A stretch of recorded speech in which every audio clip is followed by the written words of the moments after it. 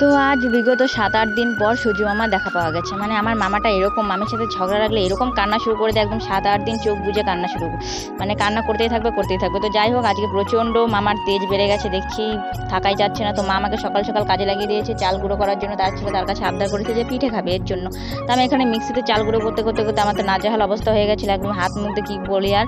চালের গুঁড়ি দিয়ে আমি মনে হয় ভূত সেজে নিয়েছিলাম, তারপর মুখ টুক পরিষ্কার করে নিয়ে তো এক বোতল জল ঢকঢক করে নিয়ে খেয়ে নিয়েছি। খাওয়ার পরেই তো মা পিঠে বানানোর জন্য চলে গেছে। তারপর সবাইকে পিঠে দিল, আর আমারটা আমি রেখে দিলাম ফ্রিজে। আমি ভাই আজ এখন খাবো না, খেলে পরে আমি নিঃখাত মরে যাবো।